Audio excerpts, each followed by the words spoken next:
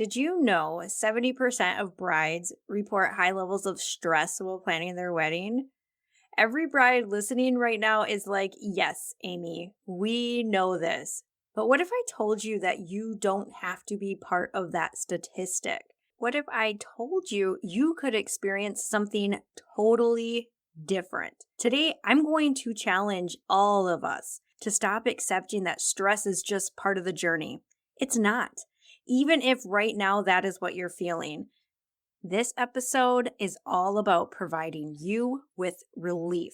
I'm going to share truths about how our thoughts and our mindset impact pretty much everything.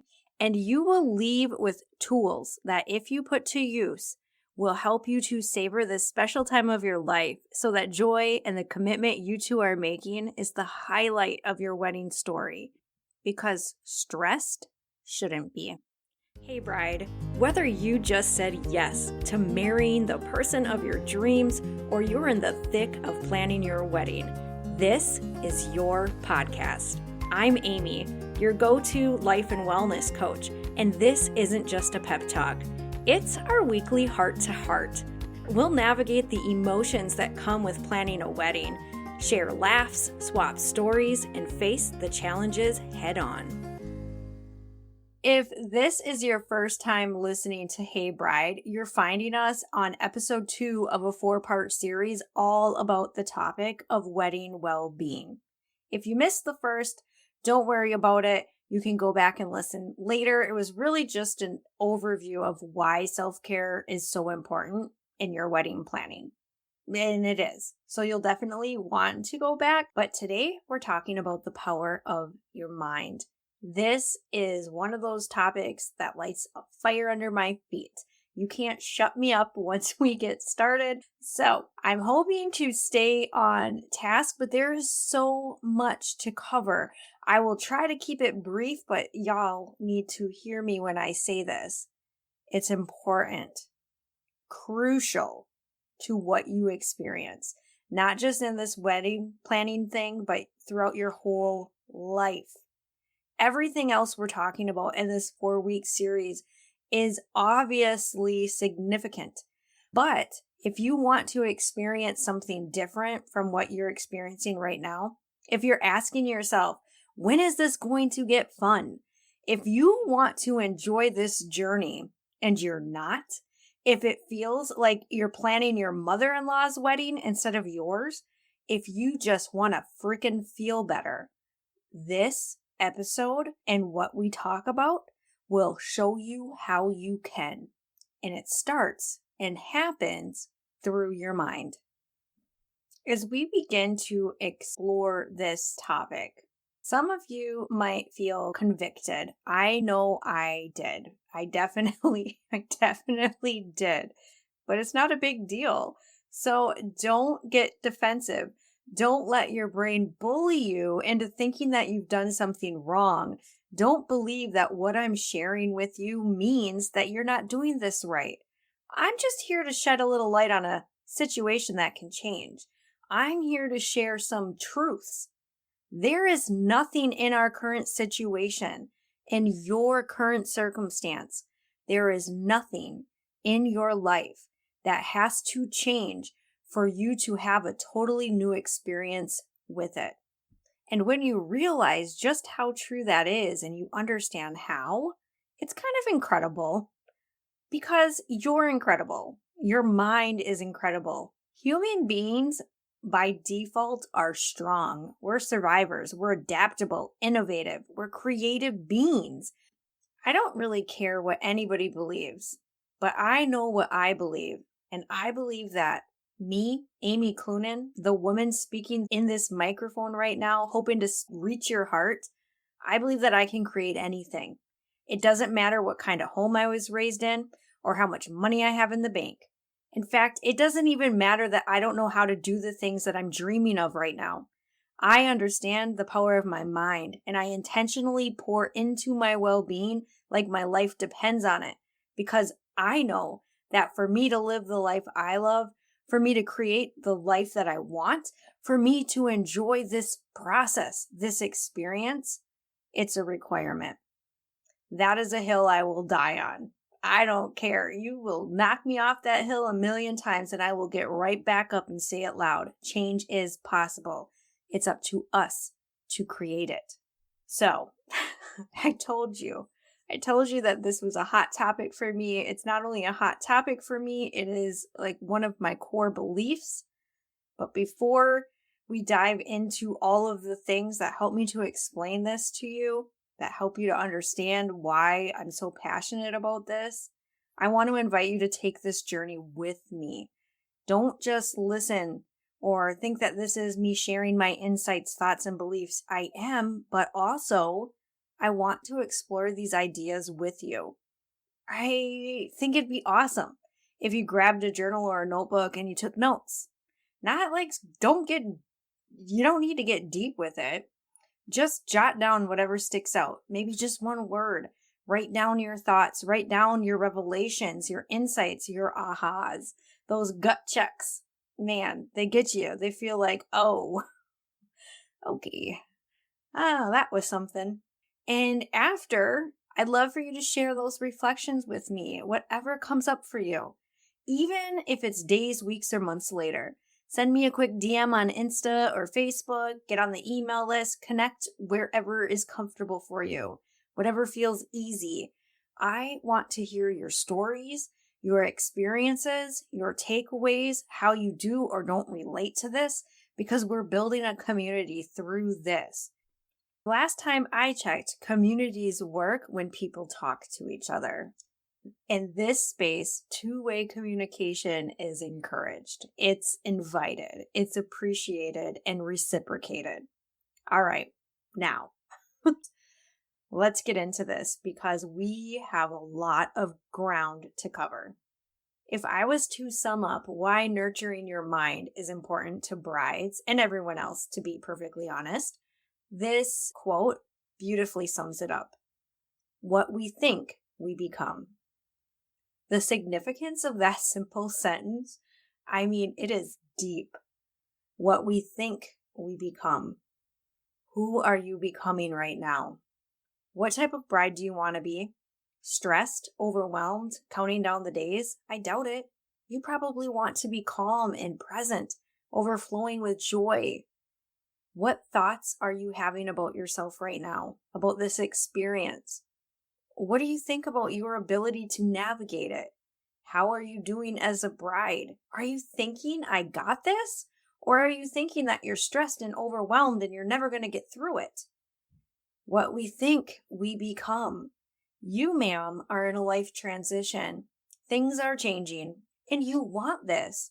You are planning a wedding, yes, but also you're entering into a marriage. What does that even mean? What does it mean to be a wife on your terms? How does that conflict with expectations from society, or does it? What do you expect from you? What do you want to be as you become? And how does your mental well-being contribute to this? These are the types of questions you want to be asking yourself, especially right now. This level of introspection will anchor you as a bride and throughout your entire life.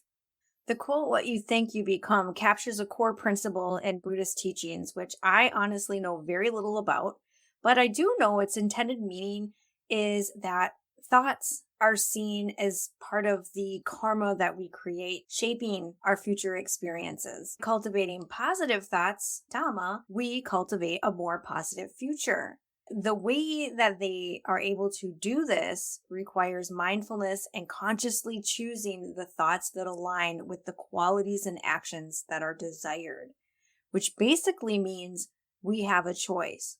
We are not our thoughts. We observe them and we choose them. Most people don't actually make a conscious separation between their thoughts and themselves.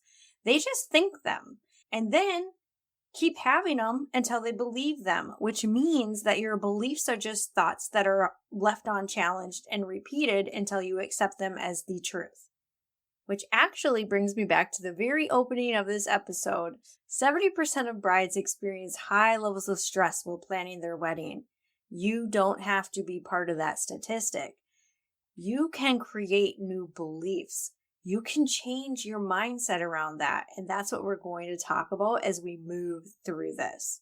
Thoughts equal feelings. Negative thoughts trigger negative feelings like stress, anger, and sadness. The flip side are optimistic thoughts, positive thoughts that fuel joy, calmness, motivation.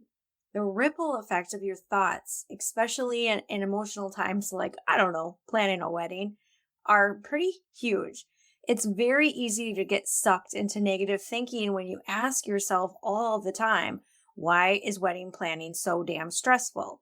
The more you ask it, the more you believe it. The more you think it's stressful, the more stress that you create. Before you know it, you are dealing with anxiety, not just a little chronic anxiety. You're not sleeping. You can't confidently make a decision. And you honestly just want to get this over with. Listen, friend, I get it. Thoughts that we repeat become beliefs. Beliefs shape our world. Our beliefs about ourselves, the world around us, they influence how we perceive and interact with situations and people. Limiting beliefs hold us back. Empowering beliefs push us forward. To become the type of woman who has the audacity to get in front of a mic and record herself, to sit here and position myself as your guide, to create the transformation in my life that I needed, to have the wedding I envisioned, I had to learn how to stop sabotaging myself. I had to learn to stop the spiraling negative thoughts that you probably also have and intentionally choose to shift gears. Kinder, softer, more compassionate and loving thoughts. Even when I wasn't sure that it would work, even when I didn't actually share the belief, I at least tried. It turns out it did work, and the skills were crucial when I was planning my own wedding, which, by the way, I almost didn't have. I almost talked myself out of it, and I almost got my husband to go along with my plan. Why? Because the thought of having a wedding hurt. Not the wedding itself, but my thoughts about it. I'm going to share a very personal story with you. You will find the longer you listen, the more you get to know me, the more interactions we have with each other, that this is commonplace. This is who I am, and this is how I'm able to do what I do. I am willing to bear it all. When my husband proposed, I was first really excited because I really, really wanted this. I knew I wanted him to be my husband. Probably the first time we really connected on an intimate level. And that was before we were even dating. Like, I actually considered this is the kind of man I want to spend the rest of my life with before we were even dating. And the time finally came and he proposed, and I was so excited. And I started to notice as the days went on that it triggered wounds in me, things that I had thought I had worked through, things that were hard, things that would make me talk myself and him out of even having a wedding. This was not my first marriage. I have been married 2 times before. I have 4 children. I am 41. He's like 6 years younger than me. And I had to do a ton of self-love, self-acceptance, self-worth work to even be in a relationship with him.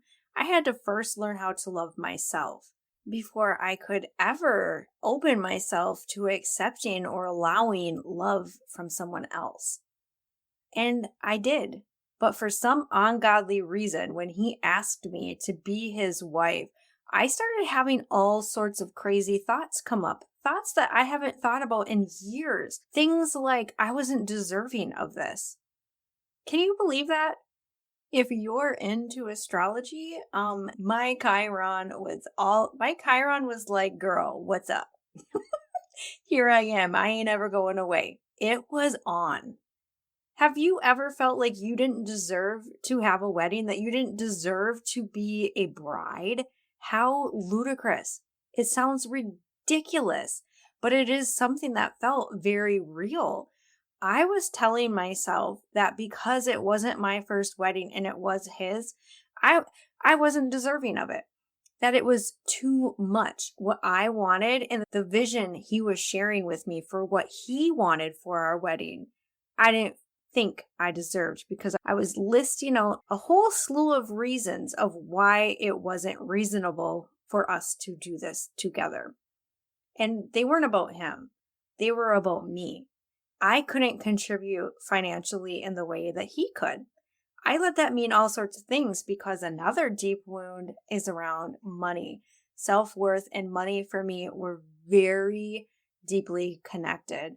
I have spent years working through these things. Years.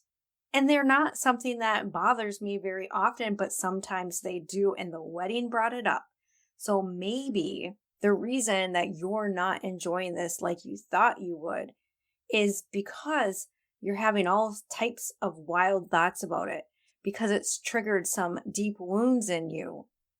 And all you know to do is to react. It's wild. That is the power of your mind. And that is why mindfulness and intention are key. I know that this was kind of a dramatic example. I just want you to know that I did realize what was going on with me. I did draw into my awareness the thoughts that I was having. I did self-coach myself. That's something I'm going to talk about with you shortly. I did change my mind. I did realize how I was stopping myself and did something different. I got over it. I got over the drama and I moved on, and we had a beautiful 3-day wedding weekend. We went big with our bougie budget. I don't think I said that how I thought I would. Anyways, you get the point. We did what we wanted regardless of the thoughts that our brain were offering. That's what I'm trying to share with you. You know what? I don't even regret having experienced that. I don't feel bad. It felt bad in the moment, but as soon as I realized what was going on and I stopped myself from spiraling, I began to think differently and things changed. I'm actually proud of myself for working through it. It was great. I use it as evidence when I'm doing other hard things in my life. So what about you? What types of thoughts are you believing? Once brides begin to embrace the fact that their wedding isn't about making other people happy, it's not about pleasing everyone. It's about celebrating the love between them and their partner, the commitment that they're making to each other. The interactions become less pressured. They care less. The story shifts. Not because said person doesn't get pissed when they're told no, not interested, but because the story that they were telling themselves about that stops. They begin to form new beliefs around whose happiness they're prioritizing. Fostering empowering beliefs like certainty that you're deserving and capable of creating the wedding experience you want, those types of thoughts will up level your planning journey and create more, and you'll experience a better version of reality, your version, the wedding that you want, your way. So, how? That's probably your question. Like, Amy, you skipped the steps. Thoughts create feelings. Feelings influence our actions. Actions determine our results, our reality. Every moment, every decision that you make while you're planning your wedding, from choosing the venue to finding the dress, it's all influenced by a sequence that starts with a single thought. These thoughts are the seeds from which our reality grows. They're powerful, and oftentimes we aren't even aware of them. We just drift along with our life, letting our thoughts run wild and free, unaware of the impact that they are having on us. Think about it. When a thought crosses your mind, it doesn't just vanish. It stirs something within you, a feeling. This feeling could be joy, anticipation, fear, stress, overwhelm. And it's from these feelings that we take action. We make decisions. We communicate with our partners, our vendors, our families. We shape the day that will mark the beginning of a new chapter in our lives. from a thought. But here's where it gets very interesting and equally empowering. The actions we take based on our feelings lead to specific outcomes, our results. If we act from a place of stress, the process feels like a burden. It feels hard. We struggle. We effort.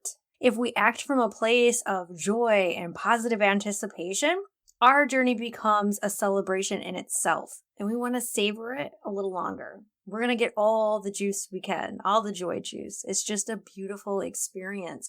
And that's the journey that you envisioned. I know it. I'm sure of it. You hoped, you thought, you expected this to be absolutely delightful. You thought you would be celebrated. You thought people were going to show up. You thought that your to-be spouse was going to be right there in the thick of it with you. You thought this was going to be one of the most happiest times of your lives. And then you started planning, then you started getting quotes, and you had new thoughts, and something shifted. I'm just here to tell you, you can still have that journey. If you aren't married, you can still have this, even if it's just for a day, or a month, or a week. I'm going to talk about an incredible tool, if I do so say myself. It is a transformative tool that I came upon in my own journey, one that changed everything for me. It broke my brain. It's what we've already been talking about. It's Brooke Costello's self-coaching model. This model isn't just a theory. It's a practical framework that shows us how our thoughts directly influence our feelings, actions, and ultimately lead to our results. It's fascinating. The first time I used this tool on myself, I was like, shut the front door. What? It was incredibly empowering to see how I was creating my life. Not in like a weird way, not like in a, oh, you should do better type of way. There's a lot of crap in my life that was pretty bad, and I didn't create that. They were events that happened to me. So just a note to self. I won't ever forget when I discovered this idea, this model, this tool. I had actually spent the last year on an intense self-healing journey. I was dealing with self-acceptance and self-love, all those things. In a really short amount of time, I had experienced transformation, and I started to make some life-altering moves. I ended a 5-year relationship, worked through my stuff, I'm still working on it. I began the work. I began to prioritize my well-being in ways I never knew I should. I did all the things I could. Basically, if I read a book or listened to a YouTube or podcast and someone said, oh, you should try this, I did. If I did and I noticed a difference and I liked it, I stuck with it and it became part of a daily practice. And honestly, I have never looked back. I've changed my days and ways, but most of these practices that stuck in the beginning are a part of my life. Well, anyway, one day, shortly after I moved to Michigan, I was taking a walk around our neighborhood. I do that a couple times a day. I have a lot of anxiety and walks help. Anyway, I loved listening to the Rachel Hollis podcast. I still do. She's funny. She's relatable. The content is easily digestible, and it helped me to make change. You know how sometimes on Spotify or Apple Podcasts, I'm sure does the same thing.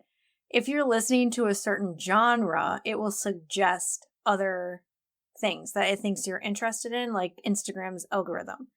Well, this happened to be one of those days that it did that. I had just gotten done listening to a podcast and another one showed up. It was called A Life Coach School.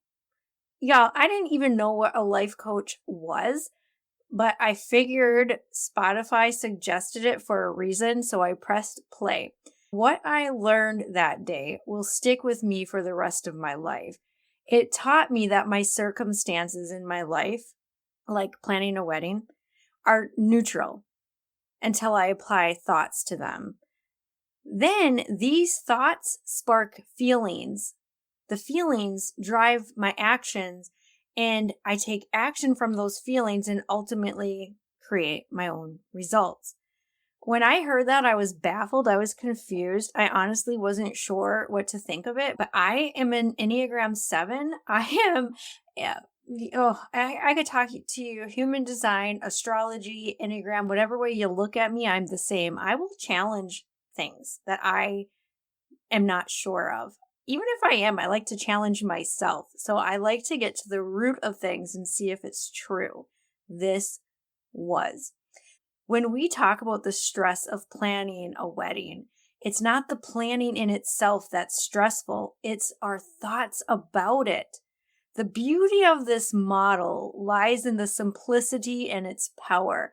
It offers a clear framework to understand why we feel this way, why we do what we do, and how we can change our feelings by changing our thoughts so that we take different actions and have different results. Does that make sense? It's amazing. I will link it in here. It's a free resource she has. I use it on myself for self-coaching. I use it with my clients. It's just something, it's a valuable tool that everyone should use. So let's break it down. First, you have your circumstances. These are the facts. They're neutral and they're unchangeable. I mean, unless you change your mind. I guess in the example I'm about to use, it's a fact until it's not. I am planning a wedding. So as long as you don't change your mind and cancel, you're planning a wedding. Thoughts are what you think about the circumstance. So this could be planning a wedding is overwhelming. You're planning a wedding. Your thoughts are planning a wedding is overwhelming. Feelings are how the thoughts make you feel. In this case, maybe stressed or anxious. Then actions are what you do based on those feelings.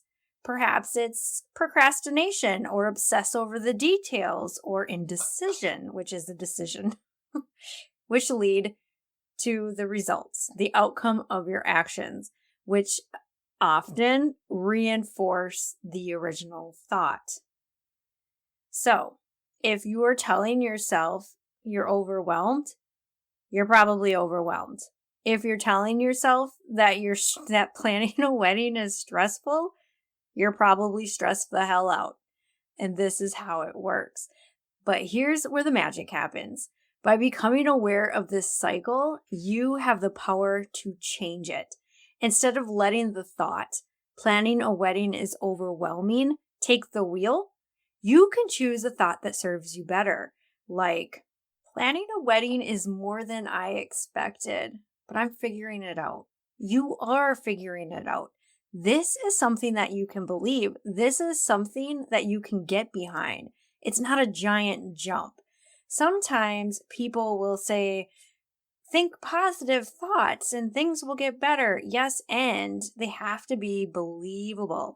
So when I do this kind of work, I just want to make a shift. I want to take a step, not a giant jump.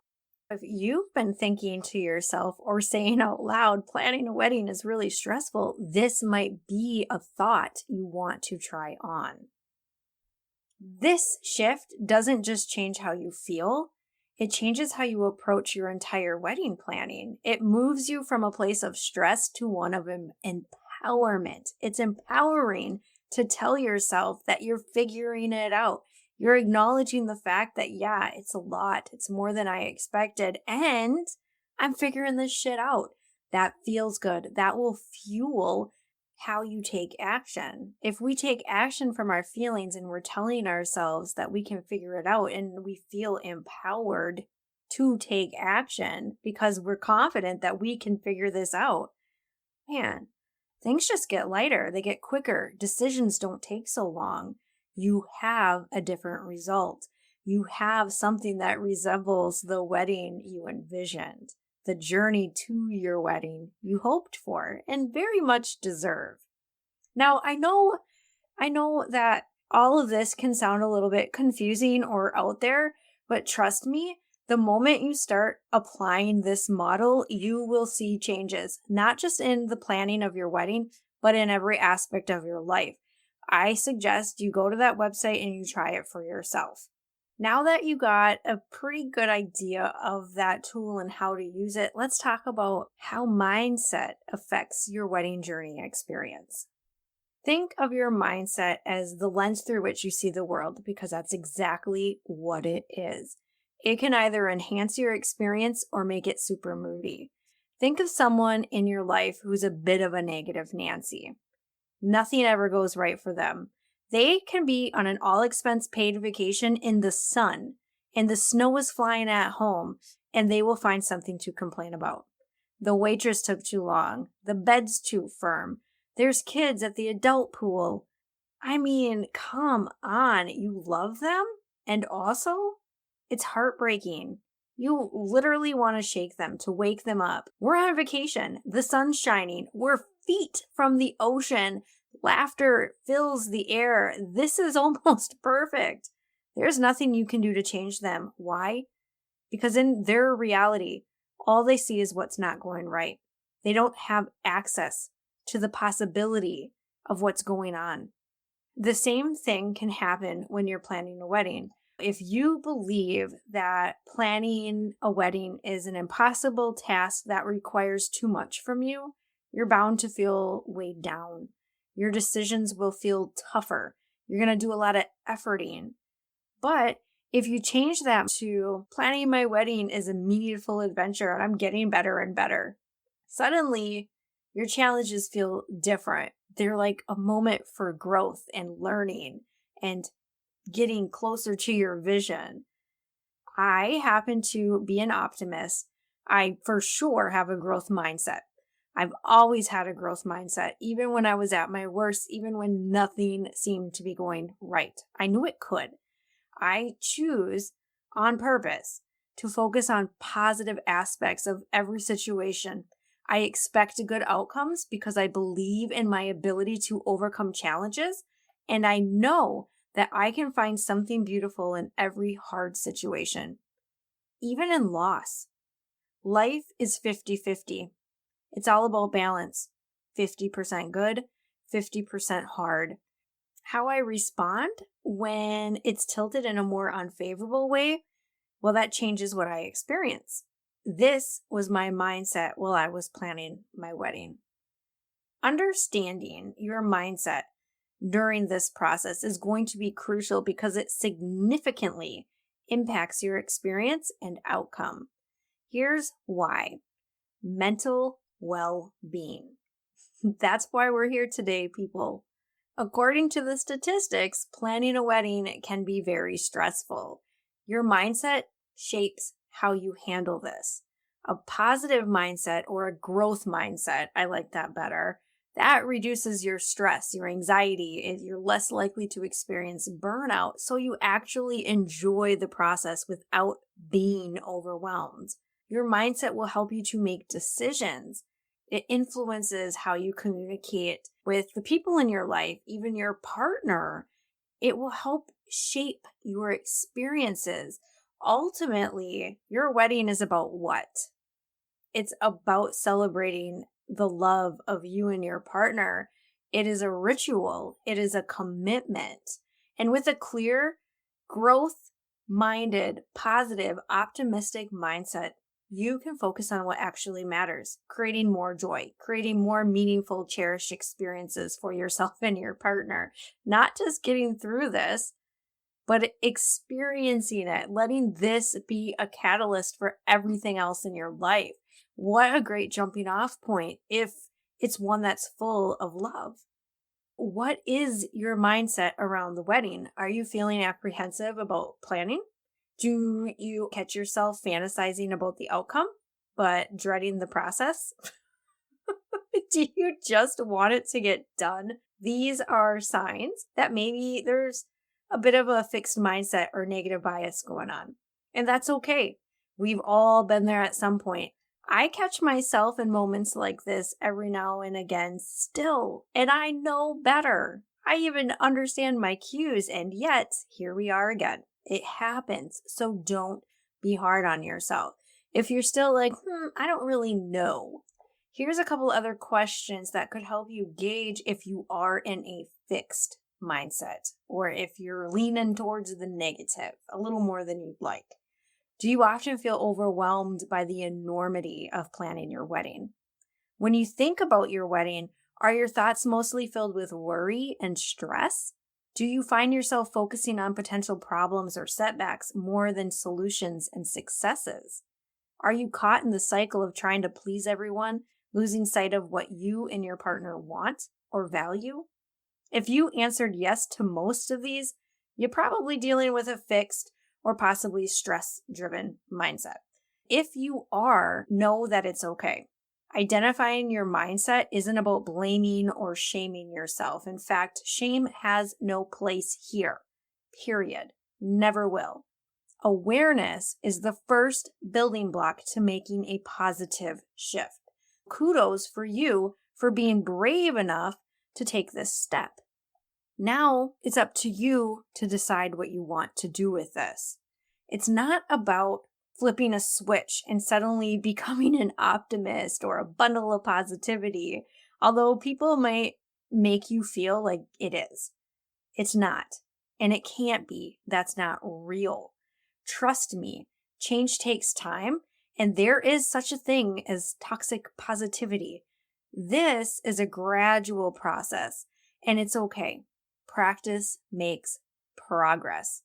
If when you ask those questions to yourself, you didn't love the answers and you want to begin to shift into a more growth or optimistic mindset, these are some things that I have found very useful in my own journey. And we've kind of talked about all of these in some kind of way or another. Shifting your mindset begins with self-awareness. You can't do it without knowing where you're at. Self-awareness lays the foundation for any meaningful change. Any change. So start today by observing your thoughts without judgment. It can be hard. You might not like what you discover, but just see it and have compassion for what you're seeing. What are the reoccurring themes? Do you find yourself worrying about what others think? Are you agonizing over the countless decisions you have left to make? Are you beating yourself up? Once you become aware of your own pattern, you can begin to shift your focus. Remember, you're not trying to stop your thoughts. Your thoughts are going to be there whether or not you're aware of them. You are not your thoughts. Your brain offers thoughts. It's honestly just doing its job. It's your role as the empowered bride that I know you are. Acknowledge them, let them pass, and steer your focus towards constructive thoughts. That last piece, that's intention. Self-awareness is being mindful. So you are telling yourself, hey, I don't really love my mindset around this. I'm going to try to do something different. All you do is you pay attention to your thoughts and you decide on the ones you want to shift. You choose to focus on constructive thoughts versus deconstructive ones. You want to know something that you can do right now to really help you in that process? Prioritize gratitude and practice appreciation. Practicing gratitude and appreciation can be a game changer for you as a bride. Focusing on what you're thankful for reduces anxiety, boosts your happiness, and improves how you think, which we already learned changes everything. I love a morning gratitude practice. It is part of my daily routine, so I suggest to you to start one of your own and start small by just acknowledging a few things that you're grateful for every morning. You can keep it in a gratitude journal or just write it on a piece of paper. It doesn't really matter. Just list out a few things that took place or that you noticed in the last 24 hours. Did you get a really good night's sleep? Has it been weeks? If it has, I bet you're pretty happy that you slept. Maybe your sister called just to check in and see how you were doing. It could be anything, big or small, but I like to not be general. I like to be specific. And I don't like to just write things like, I'm grateful for my partner or my kids. No, I'm looking for the things in my life that occurred to me, which leads us into appreciation. Appreciation for me is more like an in the moment daily practice. For me, it might look like driving to Kroger right after work because I forgot something on my grocery list. And then just as I'm pulling up, someone's pulling out. And it's like prime real estate. The place is packed. This parking is right in the front, happens to be right next to the register that is right next to the product that I need. Bada bing, bada boom. I'm in, I'm out, I'm on my way. Acknowledging that that happened feels good. It's like, dang, things are always working out for me. Here's the proof. So have appreciation for good things that happen in your life. Also, have appreciation for the people that are supporting you throughout this process, even if they're driving you crazy, like your mom, who keeps sending you links for different Mother of the Bride dresses. Just be grateful that she wants to experience this with you. Appreciate the fact that she cares about your opinion and that she wants to share in your excitement. Babe, savor this. Think, wow, I am so blessed. Some brides don't have this. Some brides have lost their mamas. Some of them just can't include them because they're not safe. And my mom, I mean, come on. She wants to be a part of this.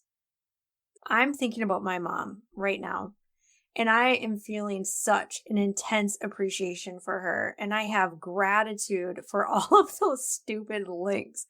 I remember how beautiful she was that day. I could feel that she knew she was beautiful. You know how you know when someone knows they look good? You can see it. It like radiates from them. It's that bridal glow people always talk about. Well, guess what, honey? You get to share this with people like your mom. Also, all those links to all those dresses, they weren't even all just about what she wanted to look like. They weren't about her feeling beautiful. She wanted you to feel proud and she wanted to make sure that you approved it. It is so wonderful to be cared for like that. I had to take a break from recording this podcast to call my mom. I started to feel pretty emotional as I was addressing this because it was definitely something I experienced. It drove me nuts. My mom kept sending me links to all these dresses and they were all beautiful. And I just didn't want to have to be the one to decide. I wanted her to choose. I just couldn't handle another decision, but I realized that it had nothing to do with that. It was all the things that I just described. She just wanted to be a part of this and she wanted me to know that she cared. And it was exciting. It was really cool. I live in Michigan, she lives in Wisconsin, and it was kind of a really nice way to connect over this moment in my life. Anyway, I love you, Mom. That's what I called to tell her. I wanted her to know that I have such an appreciation for memories like this. I get to look back on my journey and think about the links my mom sent me, get a laugh, and also feel loved. That's what's possible through this. When I was on the phone with my mom, she said, you know what, Amy? For most people, this type of stuff doesn't click until years later. And suddenly it's like, oh, I get it now. And that's too bad. And it is. That's what's so great about this. You are learning this now, gaining new awareness, and you don't have to be a statistic. You can notice and appreciate the moment that you're in and the people who are a part of it right now. It's the journey, my friends. It's not the destination. I promise you this. A daily dose of gratitude and a practice of appreciation can make a world of difference in your perspective. It can be the thing that helps you to create the shift. Let's talk about how to embrace a growth mindset. This is about redefining the way you perceive challenges and setbacks. Instead of seeing them as roadblocks, view them as opportunities to learn and grow. If a vendor falls through, rather than focusing on the disappointment that you feel, channel your energy into finding potential alternatives. I actually have an example. I have a lot of examples of this, but a few months ago, a bride had reached out to me for this exact reason. They were about a month out from their wedding, and their caterer bailed. This was an outdoor reception on a family member's property. There was no wiggle room in what they could pay whatsoever. All of the alternative catering quotes were coming back as double or triple what they were planning to pay this other company. The bride honestly believed that her wedding was doomed. She was devastated. She thought that they were going to have to cancel. She was spiraling. She couldn't see the possibility, and there were so many. I bet right now you can think of at least 10. But she was stuck. She didn't have access to any of the solutions that were clear as day to me. That's how a fixed mindset works. You can't see what's right in front of you.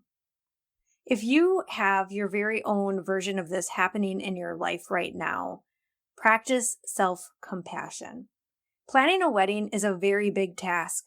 It is. Let's not pretend that it isn't. Depending on your own circumstances or the extent that you've chosen to participate in this, there can be days that you feel overwhelmed. There will be days that you too have an increased sense of stress. That doesn't mean anything has gone wrong. You won't always think supportive, helpful, or positive thoughts. That doesn't make you less competent or capable. Practice self-compassion. Treat yourself with the same kindness and understanding that you extend to a friend in your same situation.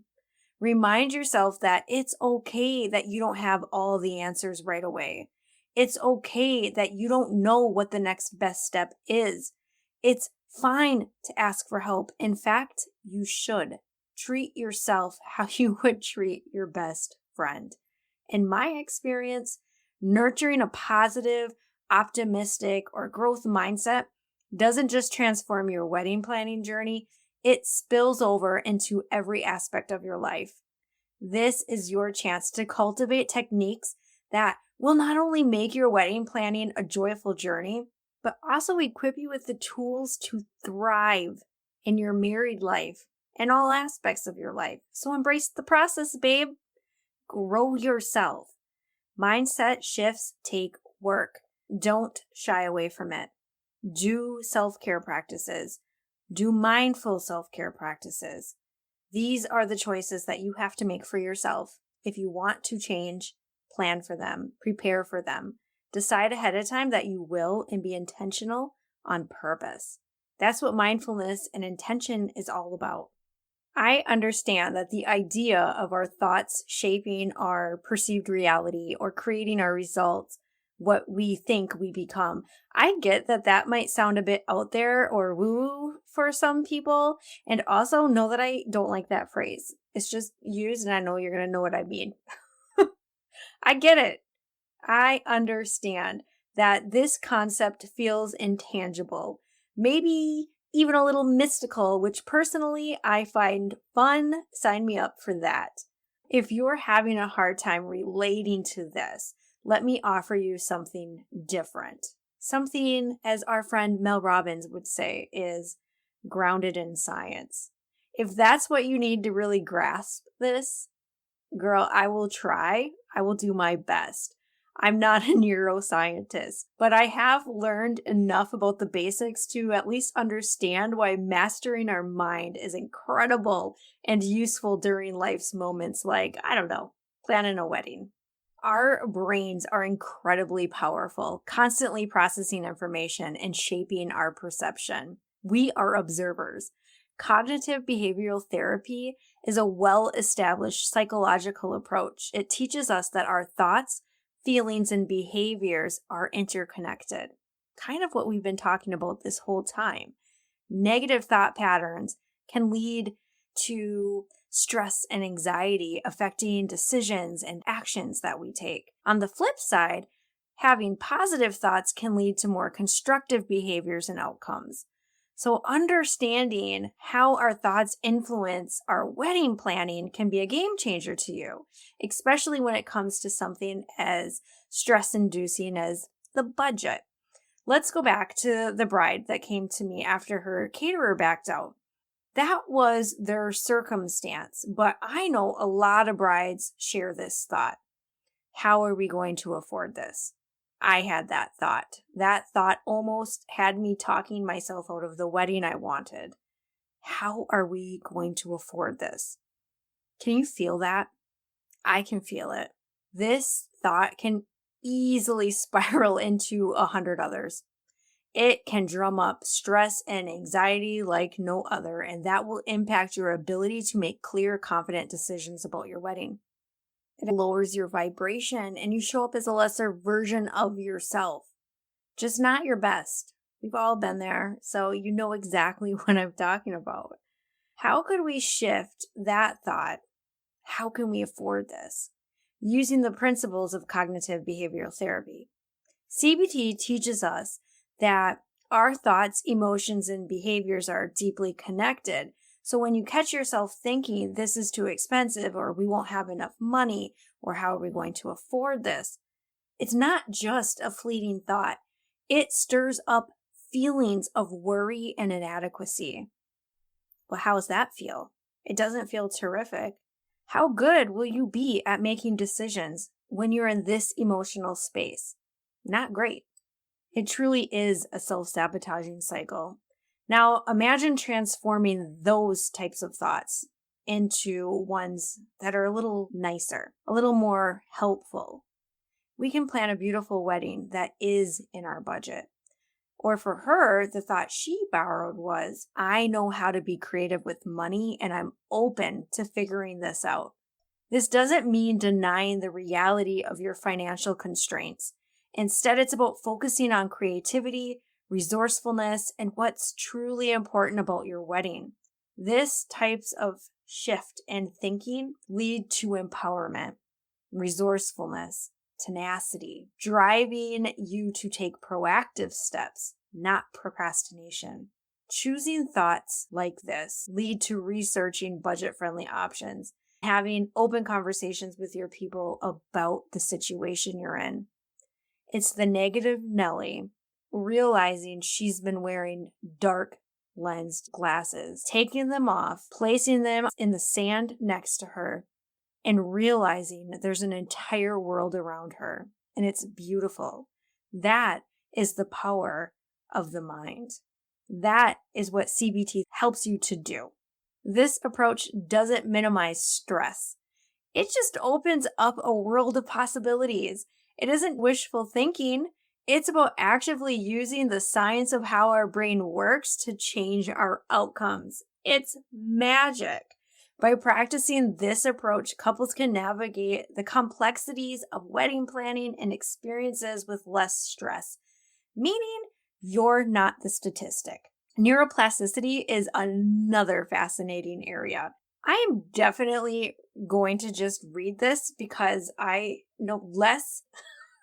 I could demonstrate this with my hands better than I can with my words. But neuroplasticity shows us that our brains are capable of forming new neural connections throughout our lives. This matters because these pathways are like super highways for information to travel. Signals jump from one neuron to another, carrying messages about everything you see, feel, think, and do. The more you use a specific pathway, the wider and stronger it becomes. Okay, let's just think about this like a well-worn out hiking trail. Do you hike? I do.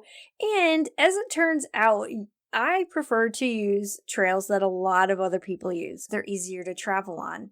When I make a decision to go on a trail, I'm going to go onto my app, All Trails, and I'm going to find trails where I see lots of reviews. I'm going to check out the picture. I'm going to see if the path is worn. And if it is, I'm probably going to choose that over one that looks overgrown and rustic and difficult to navigate. Our brain does the same thing. That's how we make decisions. That is our default. Our brain sends us down the easiest trail, the path of least resistance, even if it's the hardest one, just because we know it so well.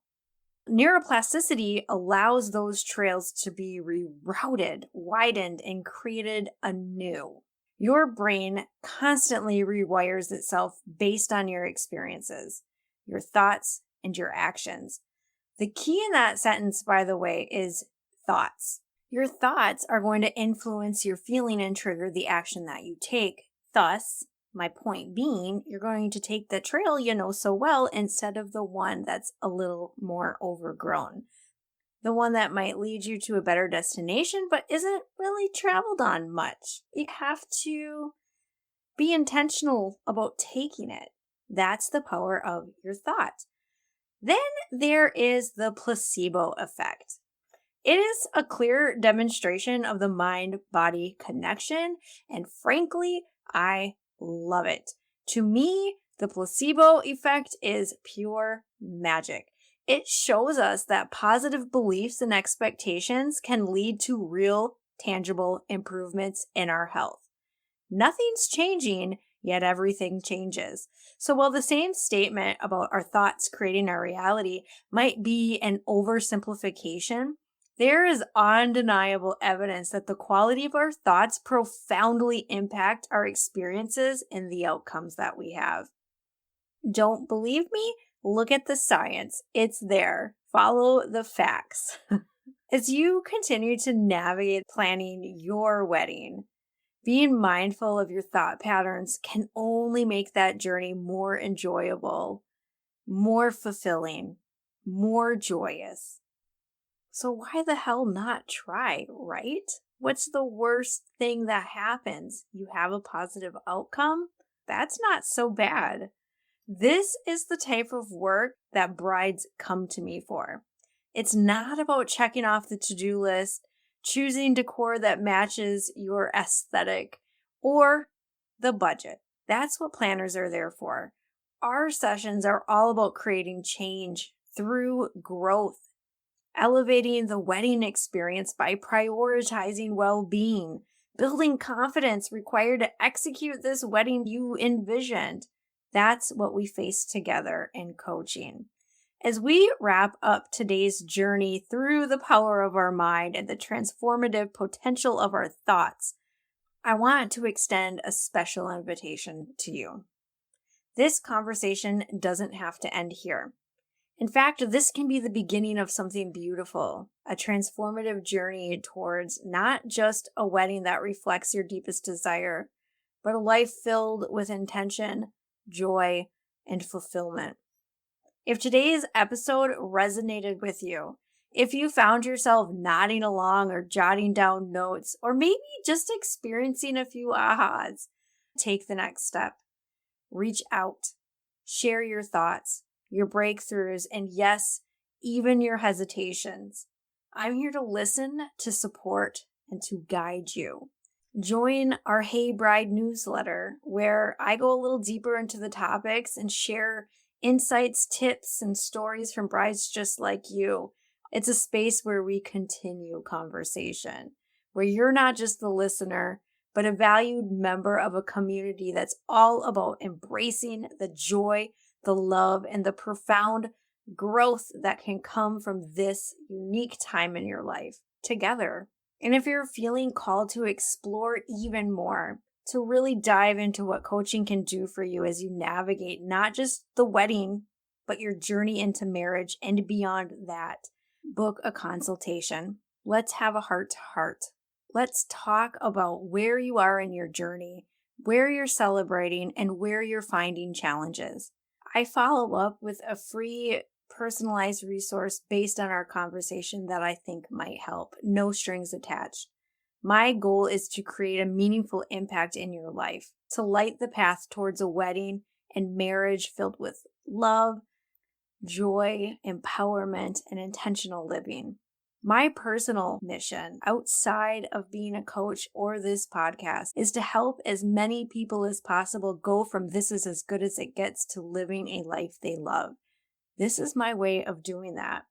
It is a gift. It's a gift for me to be able to.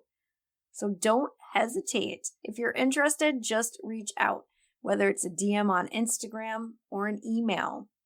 Take the step. Let's make the journey one of empowerment, growth, and deep joy. You're not just planning a wedding here. You are creating the narrative of your life. You are writing your own story. So let's make it one worth telling. Thank you so much for joining me today. This was quite a long one.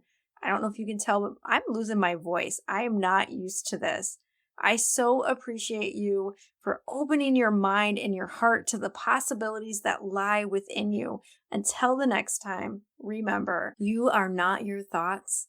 You can create what you want. You have what it takes to create the wedding you envisioned. Love you lots. Talk to you next week.